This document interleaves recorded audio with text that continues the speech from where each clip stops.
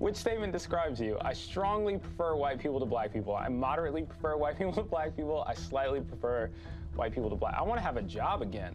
I feel nervous about sections of the show in which we're going to have to talk about our own personal experience. It's nice to have the thing that you've been experiencing your whole life actually get attention, right? When I first heard that this is what we were tackling, I think a lot of us questioned whether we were the right storytellers for this. Honestly, we could have totally done this show with 5 non-white hosts. I think there's a fine line between taking up space in a conversation where someone else's experience is maybe more important than mine, versus wanting to model this behavior for other white people. Diversity of thought, it matters.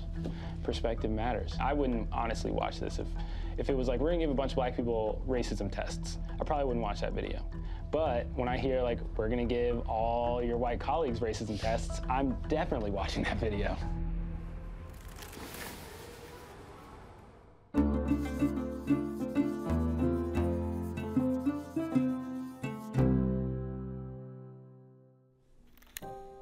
Over the past few years, more and more research has shown how racial bias impacts our world. From how teachers discipline students, to how engineers create new technologies, to how doctors diagnose patients. So this season, across 5 episodes, we're going to explore how racial injustice impacts everything from education to housing.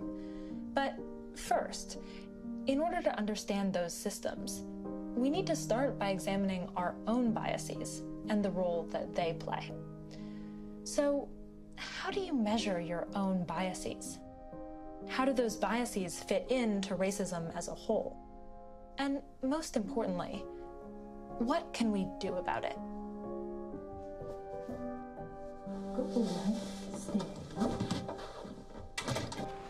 I'm on my way to the Vox office to talk to the director of research for one of the most famous and controversial tests for implicit bias.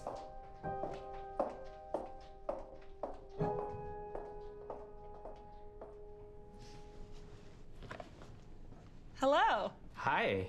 Thanks so much for doing this. How do researchers like yourself approach measuring individual racial bias? A lot of times, you can't simply just ask people directly, hey, how biased are you? Because most people will probably tell you, I don't think I have any bias at all. And so instead what we have to do is we have to indirectly measure how people perform or act in different situations to capture implicit biases. And one of the most popular ways of doing so is a test known as the implicit association test.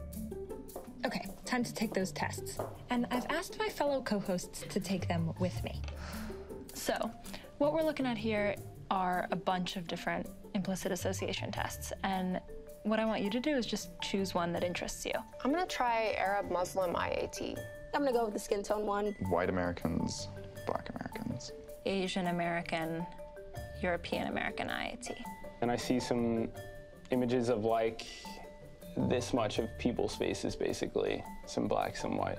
What we do is we have people sort words and images to 2 sides of the screen as quickly or as accurately as they can. And on one side of the screen, it might be black people and bad things. And then after you do a bunch of that, we'll then flip it. So now black people are paired with good things and white people are paired with bad things. And how quickly you sort on this implicit association test tells us something about how concepts are linked together in memory. During the IAT you just completed, your responses suggested a strong automatic preference for black people over white people. A moderate automatic association for American with Asian American and foreign with European American. A moderate automatic preference for Arab Muslims over other people. Little or no automatic association between weapons and harmless objects with white Americans and black Americans. A strong automatic preference for light skin over dark skinned people.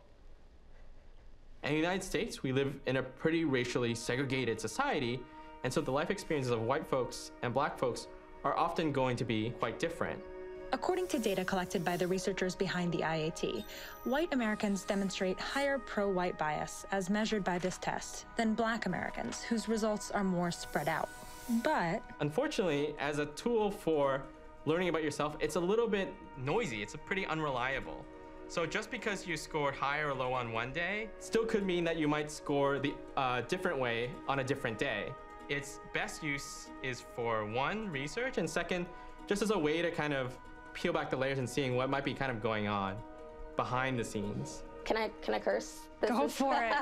I'm like, this is bullshit. I just don't think a 5-minute test is gonna like tell me how racist I am. I feel like if I were a police officer and I took this and I got this result, I'd be like, I'm not a racist cop, you know, I have zero implicit associations. It's pretty easy to cheat once you know how it works. So there's just no way this test measures what it's saying is measuring. I just don't buy it. I don't buy it. What do you think is a better way to get at implicit bias? I think probably like detailed interviews with people, maybe, which I imagine we'll be doing next. Okay, so now grab those cards and just read them off. Can you tell me about the first conversation you remember having with your family about race? I can't, because we did not talk about race. We are a black family, that's just like what you talk about at dinner. My dad, the angle that we always had around race was, within you there's power, within you there's beauty, and don't let anyone take that away from you. There's no specific time that I formulated a strong racial identity to this day. It's still not a very big part of who I think I am. Is having racial preferences in dating racist? Yes. Yeah. I would say no to this. I think people are allowed to like who they like. I think that's problematic. Can you describe a time you felt embarrassed by something you did or said that seemed racist? Just a few weeks ago, I was shopping at a vintage store in Brooklyn. Being pulled over by the cops with a black friend in the car. This was like a older black man, and he like ran up on the car way too quick, took me by surprise. And he was like, oh, I don't work here, but I get that a lot. And he was black, and I was like... I definitely told an Asian kid at lunch that, you know, their lunch from home smelled funny. I would say it was definitely a bias. I would say it's a learned bias. And I was not really worried about that interaction. And I think that to my friend, that must have demonstrated a lot of white privilege. Because when you turn on TV or you play a video game or you watch a movie, the bad guys are always bald and typically always black. So to get a little bit more context here, we're gonna go talk to an expert who can help. She's in Amherst, Massachusetts. And I've also asked my co-host Fabiola to join me, because Fabiola is Vox's lead reporter on race.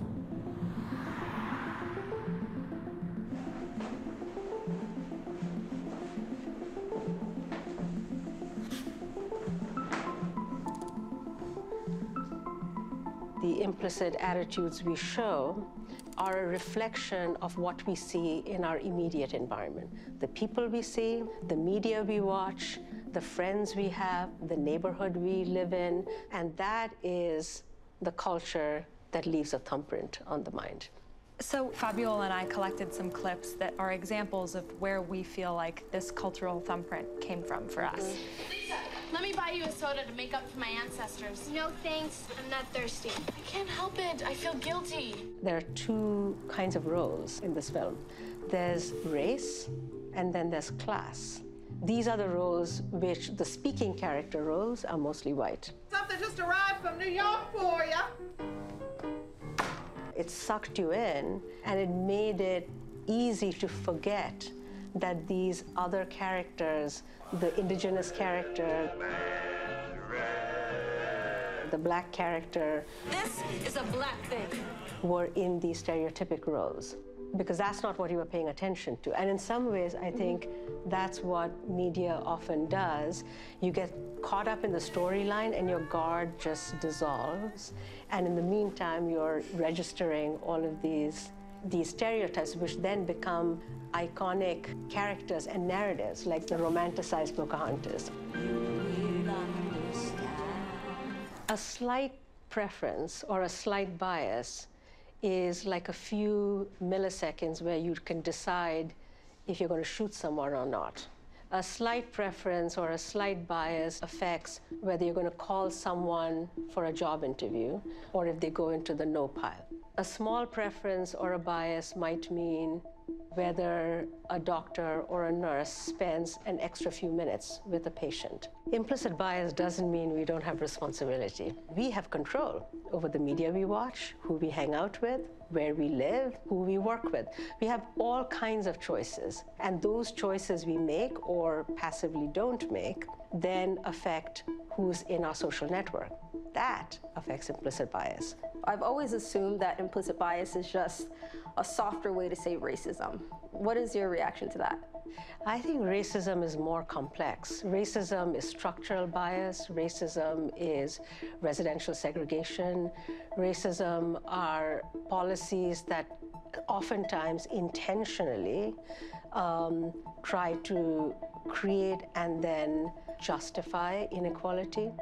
So implicit bias, if you built it out from the individual mind to that environment, to the institution, to the society, the end result is racism. Answering a question like, how racist am I, is complicated, not just because of the introspection required, but also because our definition of racism continues to evolve. Take just the definitions in the Merriam-Webster dictionary. They've changed a lot over the years. The term racism wasn't actually in the dictionary as late as the 1930s.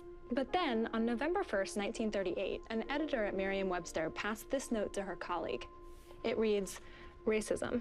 Has this term been entered?" At the time, the word was often being used as a synonym for anti-Semitism.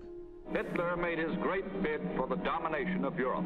It says the camp was founded when the Nazi Party first came into power. You can see by the late 1930s, the term racism was added, but it was focused on overt individual prejudice. The decades that followed showed why that definition falls short. In 1954, the court rendered a verdict of segregation in tax-supported schools is unconstitutional. So here in the 1960s, they're beginning to add more about structural racism and institutional forces into the definition, not just individual prejudice. But the passage of the Civil Rights Bill does not mean that we have reached the promised land in civil rights.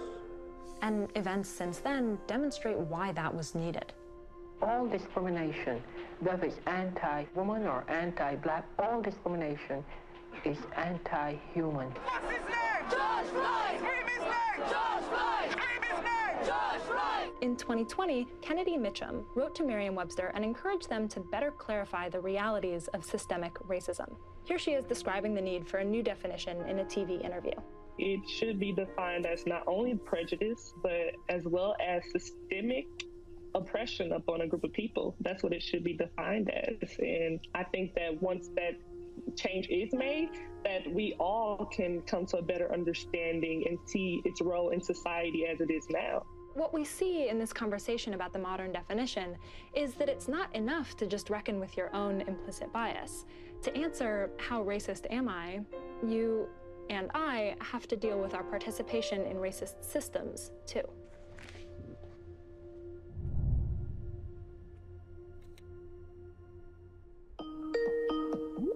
Hello. Hi, Cleo. How are you?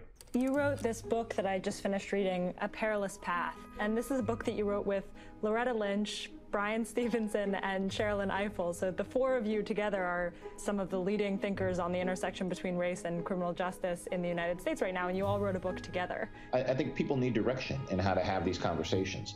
I think the hardest thing is facilitating conversations in a multiracial group and have everyone feel like they have something to contribute and that they can be vulnerable. The reality that we are making a show about race with a multiracial team in a remote environment. And so one of the suggestions that we talked about together is to have a facilitated conversation about that inside our team. Do you have any interest in doing that process with us? If everyone is as committed to this process as you are, I would love to do it.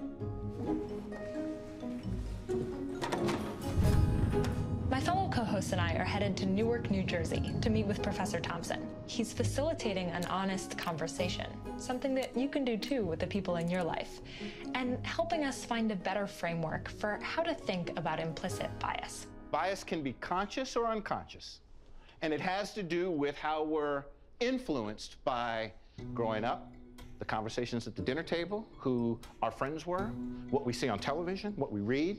When you connect bias to action, so I cross the street when I see a group of young African-American men coming down the street. Or I call 911 when I see an African-American doing something that is perfectly legal, but in my orbit. That becomes racism. Talk to me about what your definition is for white privilege. White privilege is the set of advantages that you are born into by being white.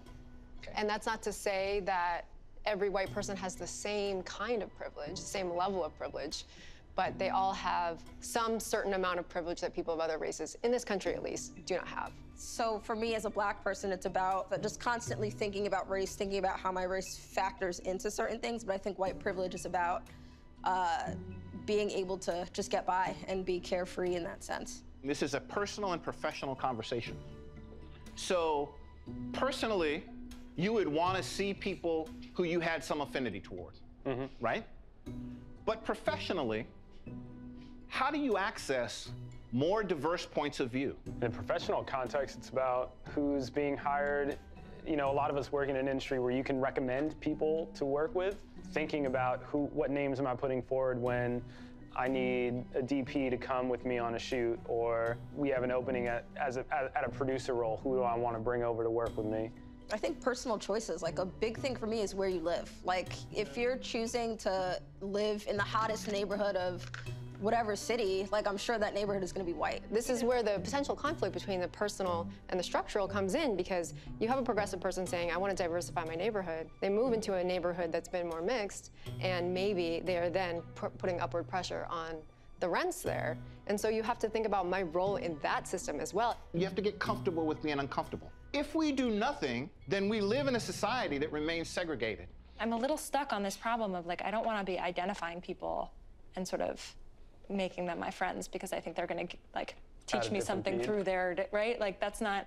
I would not like knowing if someone was befriending me for that reason. So one approach to this is to say, I would never choose my friends by their race or ethnicity. Why don't you think that you can give them something? I think it applies to every single kind of relationship you're in. It's like it's a two-way street. I feel like this whole argument of like, I don't want to pinpoint people, for me, it's like a denial, because like, the first time you saw me, you knew I was black. Like when you saw me, you were like, Fabiola's black. And so I think it really sets us back.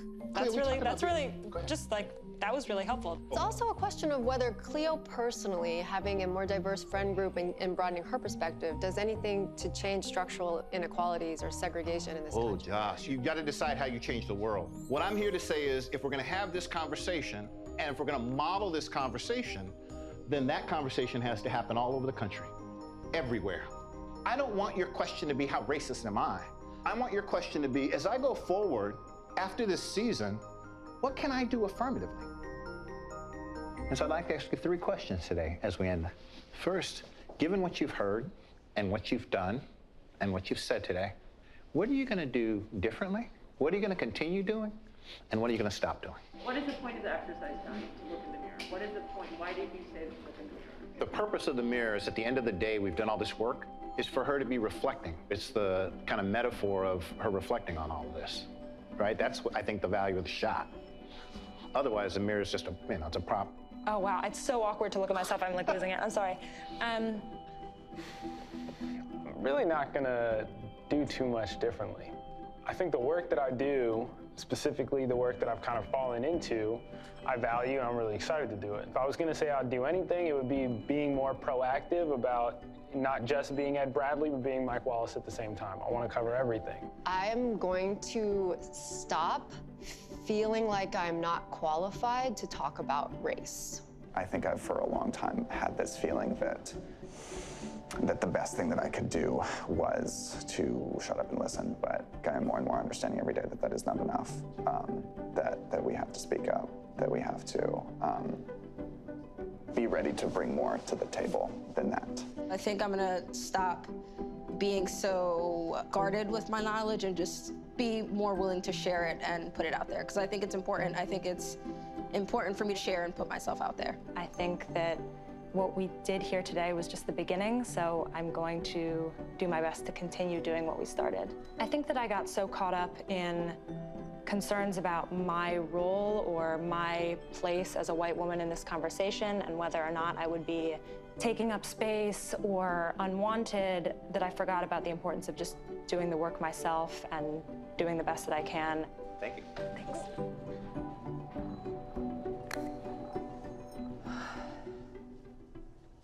You know, I wish that I could end this episode and say, I've learned that I have this specific bias against this group of people, and I can be more mindful of that. That might be easier. But what I've come to realize is that the privilege with which I was raised and the way that the world treats me now as a white woman impacts my behavior. Of course it does. And in ways that I might not always be aware of. And if left unchecked, that can harm other people. As long as we live in a societal structure where we benefit from racism, we are complicit in some way. We may not want to be, but we are. Does that mean we are individually racist? Not necessarily, but are we complicit in racism? Yes. And there are signals that I can learn to pay attention to, like when I feel defensive, and when I feel frustrated, and when there's only one type of voice in the room. These issues are really personal, and they also go way beyond that. In our next 4 episodes, we're going to be exploring them in housing, education, technology, and health. But just because this is bigger than any of us individually, that doesn't let us as individuals off the hook. You can maybe try to do what our brain often does, which is to justify it away as, but I have an excuse. But at least in some of those cases, you might be pushed to think, I'm not gonna let myself off the hook for this. And what not letting myself off the hook really means is that it's not enough to just say, oh, I'm sure I have implicit bias, right? You have to learn to pay attention to those signals and then actually change your behavior. I want to hold myself more accountable, and I hope that you do too.